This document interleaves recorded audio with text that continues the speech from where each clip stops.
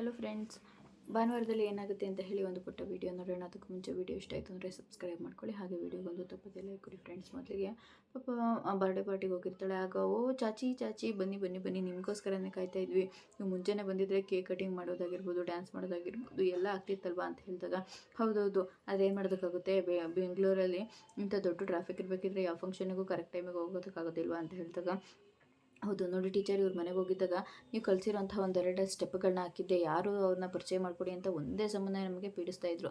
ಇವಾಗ ನೀವೇ ಬಂದಿದ್ದೀರಾ ನೋಡಿ, ಇವರೇ ನಮ್ಮ ಡ್ಯಾನ್ಸ್ ಟೀಚರು ಶಾಂತಿ ಟೀಚರ್ ಅಂತ ಹೇಳಿದಾಗ, ನಮಸ್ಕಾರ ನಮಸ್ಕಾರ ಅಂತ ಹೇಳ್ತಾರೆ. ಬಡ ವ್ಯಕ್ತಿಗಳು ಯಾವಾಗಲೂ ಕೂಡ ಬಡವಾಗಿ ಕಾಣಿಸೋದೇ ಇಲ್ಲ ಅಂತ ಹೇಳಿ ಹೇಳ್ತಾ ಇರಬೇಕಿದ್ರೆ, ಏನು ಬಡವರ, ನಾವೇನು ಬಡವರಲ್ಲ ಅಂತ ಹೇಳಿ ಕಸ್ತೂರಿ ಹೇಳ್ತಾ ಇರ್ತಾರೆ. ಅಯ್ಯೋ ಬಡವರು ಅಂತ ಅಂದರೆ ಬಡವರು ಅಂತ ಅಲ್ಲ, ಬಡ ಅಂತ ಅಂದರೆ ದೊಡ್ಡವರು ದೊಡ್ಡವರು ಅಂತ ಹೇಳಿ. ಹೌದಾ, ಅಯ್ಯೋ ಬಿಡಿ ಅಷ್ಟೊಂದೆಲ್ಲ ಯಾಕೆ ಹೋಗ್ಲತ್ತೀರಾ ಅಂತ ಹೇಳಿ ಹೇಳ್ತಾ ಇರ್ತಾರೆ. ಸರಿ ಆಯಿತು ಅಂತ ಹೇಳ್ಬಿಟ್ಟು ಅವ್ಳು ಕುತ್ಕೆಲೆ ಇರೋದು ಸರನ ನೋಡ್ತಾರೆ. ಆಗ ಈ ಸರ ಅಂತ ಹೇಳಿದಾಗ, ಇದು ನನ್ನ ಸೊಸೆ ನನಗೆ ಅಂತ ಗಿಫ್ಟ್ ಮಾಡಿರೋ ಸರ ಅಂತ ಹೇಳಿ ಹೇಳ್ತಾ ಇರ್ತಾಳೆ. ಇದು ನಂದಿದ್ದ ಹಾಗೆ ಇದೆಯಲ್ಲ, ಈ ಥರ ಸರ ನಿಮ್ಮ ಹತ್ರನೂ ಇದೆಯಾ? ಇಲ್ಲ ಇಲ್ಲ ಈ ಸರ ನಂದೇ ಅಂತ ಹೇಳ್ತಾರೆ. ಅಯ್ಯೋ ಏನು ಹಿಂಗೆ ಹೇಳ್ತಾ ಇದ್ರೆ, ಈ ಸರ ನಂದು, ನನ್ನ ಸೊಸೆ ನನಗೋಸ್ಕರ ಕೊಟ್ಟಿರೋದು. ಇಲ್ಲ ಇಲ್ಲ ಈ ಸರ ನಂದು ಅಂತ ಹೇಳ್ತಾರೆ. ಆಗ ನೋಡಿ ನೀವೇನು ಕಳ್ತನ ಮಾಡ್ಕೊಂಡು ತೊಗೊಂಡು ಬಂದಿದ್ದೀರಾ ಅಂತ ಹೇಳಿದಾಗ, ನೋಡಿ ನನಗೆ ದುಡ್ಡಿನ ಆಸೆ ಇರ್ಬೋದು, ಆದರೆ ಬೇರೆಯವ್ರದನ್ನ ಕದ್ದು ಬದುಕುವಂಥ ಆಸೆ ನನಗಿಲ್ಲ, ಇದು ನನ್ನ ಸೊಸೆ ನನಗೋಸ್ಕರ ಕೊಟ್ಟಿರೋದು ಅಂತ ಹೇಳಿ ಹೇಳ್ತಾ ಇರ್ತಾಳೆ. ಆಗ ನೋಡಿ ನಾನು ಏನಾದರೂ ಸುಳ್ಳು ಹೇಳಿದ್ರೆ ಅದ್ರ ಮೇಲೆ CJ ಅಂತ ಹೇಳಿ ಇಂಚಲ್ಲಿ ಇರುತ್ತೆ, ನನ್ನ ಗಂಡ ನನಗೋಸ್ಕರ ಮಾಡಿಸ್ಕೊಟ್ಟಾಗ ನನ್ನ ಇಬ್ಬರ ಹೆಸರನ್ನು ಕೂಡ ಅದರಲ್ಲಿ ಬರ್ಸಿದ್ದಾರೆ ಅಂತ ಹೇಳಿದಾಗ ಶಾಂತಿ ತೆಗೆದು ನೋಡ್ತಾಳೆ, ಅದರಲ್ಲಿ ಆ ಇಂಚಲ್ಲಿ ಇರುತ್ತೆ. ಆಗ ನೋಡಿ ಆ ಸರ ನಮ್ಮದು, ಕೊಟ್ಬಿಟ್ರೆ ಸರಿ ಅಂತ ಹೇಳ್ತಾ ಇರ್ತಾಳೆ. ಇದು ನನ್ನ ಸೊಸೆ ನಾನು ಕೊಟ್ಟಿರೋದು, ನೀವು ಬಂದು ಬೇಕಿದ್ರೆ ಅವ್ರ ಹತ್ರನೇ ಇಸ್ಕೊಳ್ಳಿ, ನಾವು ಹೋಗ್ತೀವಿ ಅಂತ ಹೋಗ್ತಾ ಇರಬೇಕಿದ್ರೆ ಇಲ್ಲಿಂದ ಒಂದು ಹೆಜ್ಜೆ ಕದಲೋ ಹಾಗಿಲ್ಲ, ಪೊಲೀಸ್ನವ್ರಿಗೆ ಫೋನ್ ಮಾಡ್ತೀವಿ ಅಂತ ಹೇಳಿ ಎದುರಿಸ್ಬಿಡ್ತಾಳೆ.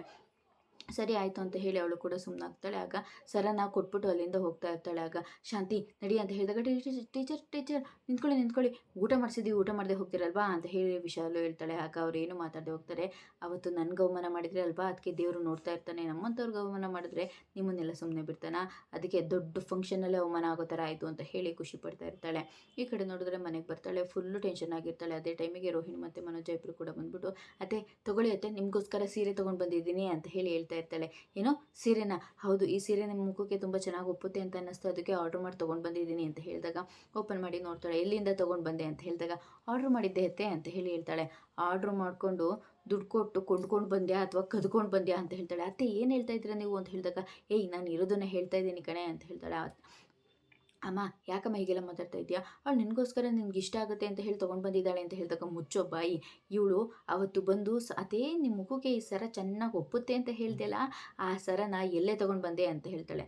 ಅಷ್ಟರೊಳಗಡೆ ಎಲ್ಲರೂ ಕೂಡ ಬಂದು ನಿಂತ್ಕೊಂಡ್ಬಿಡ್ತಾರೆ. ಯಾಕೆ ಶಾಂತಿ ಏನಾಯಿತು ಅಂತ ಹೇಳಿದಾಗ, ಏನಾಯಿತು ಅಂತ ಹೇಳಿ ಇವಳು ಬೊಗಳ್ಬೇಕು ರೀ, ಈ ಮಾಯಂಗಣಿ, ಈ ರಾಜಮಾತೆ ಇದ್ದಾಳಲ್ಲ ರಾಜಮಂತ್ರಿಗಳು, ಇವಳು ಮಾಡೋದು ಅನ್ಯಾಯ ಮೋಸ ನನಗೆ ಒಂದೊಂದಲ್ಲ, ಇವತ್ತು ನನ್ನ ಮರ್ಯಾದಿನ ತುಂಬಿದ ಸಭೆನಲ್ಲಿ ಕಳೆಯೋ ಥರ ಮಾಡಿದ್ದಾಳೆ ಅಂತ ಹೇಳಿ ಹೇಳ್ತಾ ಇರ್ತಾಳೆ. ಅತ್ತೆ ಯಾಕತ್ತೆ ಏನಾಯಿತು, ನೀನು ತೊಗೊಂಡು ಬಂದಿರೋ ಸರನ ದುಡ್ಡು ಕೊಟ್ಟು ತಂದಿದ್ಯೋ ಇಲ್ಲ ಅದು ಕತ್ಕೊಂಡು ಬಂದಿದ್ಯೋ ಅಂತ ಹೇಳ್ತಾಳೆ. ಅತ್ತೆ ನಾನೇ ಅದನ್ನು ತೊಗೊಂಡು ಬಂದಿದ್ದು ಅಂತ ಹೇಳ್ತಾಳೆ. ಆಗ ಎಷ್ಟು ಕೊಟ್ಟೆ ತೊಗೊಂಡು ಬಂದೆ, ನಿಮಗೋಸ್ಕರ 1,00,000 ಕೊಟ್ಟು ತೊಗೊಂಡು ಬಂದೆ, ಏನೋ 3,00,000 ಬೆಲೆ ಬಾಳೋ ಸರನ 1,00,000ಕ್ಕೆ ಯಾವನೋ ಮಾರಿದ್ದಾನೆ ಅಂತ ಅಂದಮೇಲೆ ನಿನಗೆ ಗೊತ್ತಿರಲಿಲ್ವೇನೆ ಅದು ಕದ್ಕೊಂಡು ಬಂದಿರೋದು ಅಂತ ಹೇಳಿ. ಅತ್ತೆ ನನಗೆ ಅದೆಲ್ಲ ಗೊತ್ತಾಗಲಿಲ್ಲತ್ತೆ, ಕದ್ಕೊಂಡು ಬಂದಿರೋ ಸರ ಅತ್ತಿಗೆಮ್ಮವ್ರೆ, ಈಗ ನೀವು ಯಾರ ಹತ್ರ ಈ ಸರ ತೊಗೊಂಡು ಬಂದ್ರೋ ಅಂತ ಹೇಳಿ ಹೇಳ್ತಾ ಇರ್ತಾರೆ. ಅದು ಕ ಕ ಕ ಕ ಕ ಗೋವಿಂದ ಅಂತ ಹೇಳ್ತಾಳೆ. ಕಾಕಾ ಗೋವಿಂದನಾ ಅಂತ ಹೇಳಿದಾಗ, ಇಲ್ಲ ಗೋವಿಂದ ಅಂತ ಹೇಳ್ತಾಳೆ. ಅವನು ಗೋವಿಂದ ಅಂತ ಹೇಳಿದಾಗ, ಇನ್ನು ಎಷ್ಟು ಜನಗಳು ಇಂಥ ಕಾಂಟ್ಯಾಕ್ಟ್ಸ್ಗಳನ್ನ ಇಟ್ಕೊಂಡಿದ್ದೀಯ ನೀನು ಅಂತ ಹೇಳಿ ಹೊಡಿದಕ್ಕೆ ಹೋಗ್ತಾಳೆ. ಶಾಂತಿ ಬೇರೆಯವ್ರ ಮನೆ ಹೆಣ್ಮಕ್ಳ ಮೇಲೆ ಕೈ ಮಾಡೋದು ಸರಿ ಇರೋದಿಲ್ಲ, ಕೈ ಮಾಡಿದ್ರೆ ನಾನು ಸುಮ್ಮನೆ ಇರೋದಿಲ್ಲ ಅಂತ ಹೇಳ್ತಾಳೆ. ತಡ್ಕೊಂಡು ಸುಮ್ಮನೆ ಆಗ್ಬಿಡ್ತಾಳೆ. ಮರ್ಯಾದೆಯಿಂದ ನೀನು ನನಗಾಗಿರೋ ನಷ್ಟಕ್ಕೆ ಮಾನಹಾನಿಗೆ 1,00,000 ಕಟ್ಕೊಡ್ಬೇಕು ಅಂತ ಹೇಳ್ತಾಳೆ. ಆಗ 1,00,000 ಕಟ್ಕೊಡ್ಬೇಕು ಯಾಕತ್ತೆ ಅಂತ ಹೇಳ್ತಾಳೆ. ಯಾಕೆ ಅಂದರೆ ತುಂಬಿದ ಸಭೆಯಲ್ಲಿ ನನ್ನ ಮರ್ಯಾದೆ ಹೋಯ್ತಲ್ಲ ಅದಕ್ಕೆ ಅಂತ ಹೇಳ್ತಾಳೆ. ಅದಾದಮೇಲೆ ಎಲ್ಲರೂ ಕೂಡ ಕೋಪ ಮಾಡ್ಕೊಂಡು ಹೋಗ್ಬಿಡ್ತಾರೆ. ಇವಳು ಕೂಡ ಕೋಪ ಮಾಡ್ಕೊಂಡು ಹಾಗೆ ನಿಂತಿರ್ತಾಳೆ.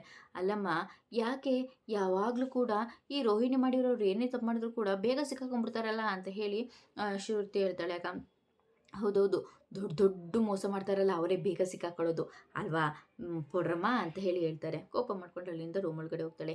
ರೀ ಏನ್ರಿ ಆಗಿದೆ, ಮನೋಜ್ ನಿಮ್ಮಮ್ಮನ ಅಷ್ಟೆಲ್ಲ ಮಾತಾಡ್ತಾ ಇದ್ದಾರೆ, 1,00,000 ತಂದು ಕೊಡು ಅಂತ ಹೇಳ್ತಾರಲ್ಲ, ಎಲ್ಲಿಂದ ತಂದು ಕೊಡೋದು ಅಂತ ಹೇಳಿ ಹೇಳ್ತಾಳೆ. ರೋಹಿಣಿ ನೀನು ಮಾತ್ರ ನಮ್ಮ ಅಮ್ಮಂಗೆ ಮಾಡಿರೋದು ಮೋಸ ಅಲ್ವಾ, ಪಾಪ ಅವ್ರಿಗೆ ಎಷ್ಟು ಜನದ ಮುಂದೆ ಅವಮಾನ ಆಗಿದೆ, ಕಳ್ಳಿ ಅಂತ ಎಲ್ಲ ಅಂದಿದ್ದಾರೆ, ಅಮ್ಮ ಹೇಳಿದಾಗೆ ಅವ್ರಿಗೆ 1,00,000 ತಂದು ಕೊಟ್ಬಿಡು. ನಾನು ಯಾಕೆ ತಂದು ಕೊಡಬೇಕು, ನಾನು ಯಾಕೆ ತಂದು ಕೊಡಬೇಕು, ಸರ ತಂದು ಕೊಟ್ಟಿದ್ದೀನಿ, ಅದಕ್ಕೆ ದುಡ್ಡು ಕೊಟ್ಟಿರೋಳು ನಾನು. ಆಲ ಕಚೇರಿದಲ್ಲಿ ಹೋದರೆ ನಿಮ್ಮಮ್ಮ ಸರನ ಕೊಟ್ಟು ಬಂದಿದ್ದೀನಿ ರೋಹಿಣಿ ತೊಗೊಮ್ಮ ಅಂತ 1,00,000 ನನಗೆ ಕೊಡಬೇಕು, ಅದನ್ನು ಬಿಟ್ಟು ಸರನ್ನು ಕೊಟ್ಟು 1,00,000 ದುಡ್ಡು ಕೊಟ್ಟು ಮತ್ತೆ ಇವ್ರಿಗೆ 1,00,000 ದುಡ್ಡು ಕೊಡಬೇಕು ಅಂದರೆ ನಾನು ಕೊಡಲ್ಲ ಅಂತ ಹೇಳಿ ಹೇಳ್ತಾಳೆ. ಯಾಕೆ ಕೊಡಲ್ಲ, ಪಾಪ ನಮ್ಮಮ್ಮ ಅಲ್ಲೆಲ್ಲ ಎಷ್ಟು ಅವಮಾನ ಆಗಿದೆಯೋ ಏನೋ ಅದೆಲ್ಲ ಗೊತ್ತಿಲ್ಲ. ನೀನು ಮೊದಲು ಅಮ್ಮಂಗೆ 1,00,000 ದುಡ್ಡು ಕೊಟ್ಬಿಡು ರೋಹಿಣಿ. ನೋಡು ಅವನೇನಾದರೂ ನಿನ್ಗೆ ಯಾಮಾರಿಸ್ತಾನೆ ಅಂತಂದರೆ ಸೂರ್ಯಂಗೆ ಹೇಳ್ತೀನಿ ಅಂತ ಹೇಳ್ತಾನೆ. ಸೂರ್ಯಂಗ ಯಾಕೆ ನೀವು ಬಂದರೆ ಆಗಲ್ವಾ? ನೀನು ದುಡ್ಡು ಕೊಟ್ಟು ತೊಗೊಂಡು ಬಂದಿದ್ರೆ ಶೋರೂಮ್ಗಾಗಿದ್ರೆ ನಾನೇ ಬರ್ತಾ ಇದ್ದೆ, ಆದರೆ ನೀನು ಕದ್ದಿರೋನ ಹತ್ರ ತೊಗೊಂಡು ಬಂದಿರೋದು ಅಂಥ ಕೇಡಿಗಳಿಗೆಲ್ಲ ರೌಡಿ ಸೂರ್ಯನೇ ಸರಿ ಅಂತ ಹೇಳ್ತಾ ಇರ್ತಾನೆ. ಮೀನಂಗೆ ಏನಾದರೂ ಈ ರೀತಿ ಆಗಿತ್ತು ಅಂದರೆ ಅವ್ರು ಹೇಗೆ ಹೆಗ್ಲು ಕೊಟ್ಟು ನಿಂತ್ಕೋತಿದ್ದ ಗೊತ್ತಾ ಅಂತ ಹೇಳಿದಾಗ, ಹೌದು ಅದಕ್ಕೆ ಅವನಿಗೆ ಹೇಳ್ತಾ ಇರೋದು ಅಂತ ಹೇಳ್ತಾರೆ. ಹಾಗಿದ್ರೆ ನೀವು ಅಂತ ಹೇಳಿದಾಗ, ನೋಡು ಇದೆಲ್ಲ ನನಗಾಗೋದಿಲ್ಲ, ನೀನು ಸುಮ್ಮನೆ ಮೊದಲು ಅಮ್ಮಂಗೆ ದುಡ್ಡು ತೊಗೊಂಡು ಬಂದು ಕೊಟ್ಬಿಡು ರೋಹಿಣಿ ಅಂತ ಹೇಳಿ ಅಲ್ಲಿಂದ ಹೋಗ್ಬಿಡ್ತಾರೆ. ಸುಮ್ಮನೆ ಕೋಪ ಮಾಡ್ಕೊತಾ ಇರ್ತಾಳೆ. ಅಷ್ಟರಲ್ಲಿ ಈ ಕಡೆ ಶಾಂತಿ ಅವ್ರ ಮನೆಯಲ್ಲಿ ಕೇಶವ್ ಅವ್ರು ಫೋನ್ ಮಾಡಿರ್ತಾರೆ. ಕೇಶವ ಹೇಳು ಅಂತ ಹೇಳಿದಾಗ, ಇವನು ಕೇಶವ ಅಲ್ಲ ಬರೀ ಶವ, ಯಾವಾಗಲೂ ನಮ್ಮ ತಲೆ ತಿನ್ನೋಕ್ಕೆ ನಮ್ಮ ಕುತ್ತಿಗೆ ಹೋಗೋ ಸಮಯದಲ್ಲೇ ಫೋನ್ ಮಾಡ್ತಾನೆ ಅಂತ ಹೇಳಿ ಬೈಕೊಂಡು ಕೂತ್ಕೋತಾಳೆ. ಈ ಕಡೆ ನೋಡಿದ್ರೆ ಕನಕ ತುಂಬಾ ಬೇಜಾರು ಮಾಡಿಕೊಂಡು ಮಲ್ಕೊಂಡಿರ್ತಾಳೆ. ಅದೇ ಟೈಮಿಗೆ ಮೀನಿಗೆ ಫೋನ್ ಮಾಡ್ತಾ ಇರ್ತಾಳೆ. ಆಗ ಫೋನ್ ಮಾಡೋದಕ್ಕೂ ಮುಂಚೆ ಅವ್ರ ಅಪ್ಪನ ಫೋಟೋ ನೋಡ್ತಾಳೆ. ಅಪ್ಪ ದಯವಿಟ್ಟು ನನ್ನ ಕ್ಷಮಿಸ್ಬಿಡಪ್ಪ, ನನಗೆ ಭಾವನೆಗಳಿಗೆ ಬೆಲೆ ಕೊಟ್ಟಿರೋದಕ್ಕೂ ಆಗ್ತಾಯಿಲ್ಲ, ಆದರೆ ಭಾವನೆ ಬಿಟ್ಕೊಡೋದಕ್ಕೂ ಆಗ್ತಾಯಿಲ್ಲ. ನೀನಿದ್ದಿದ್ರೆ ಮದುವೆ ಮಾಡಿಸ್ತಿದ್ದೆ ಅಂತೇಳಿ ನಂಗೆ ತುಂಬ ಚೆನ್ನಾಗಿ ಅನ್ನಿಸ್ತಿತ್ತು, ಅದಕ್ಕೆ ನಾನು ಮದುವೆ ಮಾಡ್ಕೋಬೇಕು ಅಂತ ಹೇಳಿ ಡಿಸೈಡ್ ಮಾಡಿದ್ದೀನಿ. ಅಕ್ಕ ಇದಕ್ಕೆಲ್ಲ ಮದುವೆ ಮಾಡಿಸ್ಕೊಡ್ತಾ ಇದ್ದಾಳೆ, ದಯವಿಟ್ಟು ನಿನ್ನ ಆಶೀರ್ವಾದ ನಮ್ಮ ಮೇಲೆ ಇರಲಿ ಅಕ್ಕ ಅಂತ ಹೇಳಿ ಹೇಳ್ತಾ ಇರ್ತಾನೆ. ಆಗ ಏನು ಮಾತಾಡದೆ ಫೋನ್ ತೊಗೊಂಡೋಗಿ ಅಡುಗೆ ಮನೆಯಲ್ಲಿ ಫೋನ್ ಮಾಡ್ತಾಳೆ. ಯಾಕೆ ಕನಕ ಏನಾಯಿತು, ನಿದ್ದೆ ಬರ್ತಾ ಇಲ್ವಾ ಅಂತ ಹೇಳಿದಾಗ, ಭಯ ಆಗ್ತಾ ಇದೆ ಅಕ್ಕ ಅಂತ ಹೇಳ್ತಾಳೆ. ಭಯನಾ ಯಾಕೆ? ನೀನೇ ಇಷ್ಟಪಟ್ಟಿರೋ ಹುಡುಗನ ಮದುವೆ ಆಗ್ತಾ ಇದೆಯಾ, ಎಲ್ರಿಗೂ ಕೂಡ ನೀನು ಅವನ್ನ ಇಷ್ಟಪಡ್ತಾ ಇದೆಯಾ ಅಂತ ಗೊತ್ತಾಗಿದೆ. ಹಾಗಿದ್ಮೇಲೆ ನೀನು ಬೇರೆಯವ್ರನ್ನ ಮದುವೆ ಆದರೆ ಚೆನ್ನಾಗಿರಲ್ಲ ಅಂತ ಗೊತ್ತಿದ್ದೇನೆ ನಾನು ಈ ಮದುವೆ ಮಾಡಿಸೋದಕ್ಕೆ ಒಪ್ಕೊಂಡಿರೋದು. ಅಪ್ಪ ಇದ್ದಿದ್ರೆ ಮದುವೆ ಮಾಡಿಸ್ತಾ ಇದ್ರೆ ಅಲ್ವಾ ಅಕ್ಕ ಅಂತ ಅಂದಿರೋ ಒಂದೇ ಒಂದು ಕಾರಣಕ್ಕೆ ನಾನು ಈ ಮದುವೆಗೆ ಒಪ್ಕೊಂಡಿದ್ದೀನಿ.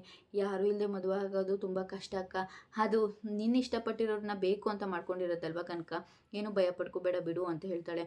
ಅಕ್ಕ ನಂಗೆ ತುಂಬ ಭಯ ಆಗ್ತಾ ಇದೆ ಭಾವ ಅಂತ ಹೇಳಿದಾಗ, ನೋಡು ಮುಂದಿನ ಜೀವನ ಹೇಗಿರುತ್ತೆ ಅನ್ನೋದ್ರ ಬಗ್ಗೆ ಯೋಚನೆ ಮಾಡು, ಹೀಗಿಂದ ಏನಾಗುತ್ತೆ ಅನ್ನೋದ್ರ ಬಗ್ಗೆ ಯೋಚನೆ ಮಾಡಬೇಡ ಕನಕ ಅಂತ ಹೇಳಿ ಹೇಳ್ತಾ ಇರ್ತಾಳೆ. ಸರಿ ಅಕ್ಕ ಅಂತ ಹೇಳಿ ಅವಳು ಕೂಡ ಫೋನ್ ಕಟ್ ಮಾಡ್ತಾಳೆ. ಇದಿಷ್ಟು ಭಾನುವಾರದ ವಿಡಿಯೋ ಇಷ್ಟ ಆಯಿತು ಅಂದರೆ ಸಬ್ಸ್ಕ್ರೈಬ್ ಮಾಡ್ಕೊಳ್ಳಿ, ಹಾಗೆ ವಿಡಿಯೋಗಂತೂ ತಪ್ಪದೇ ಲೈಕ್ ಕೊಡಿ ಫ್ರೆಂಡ್ಸ್.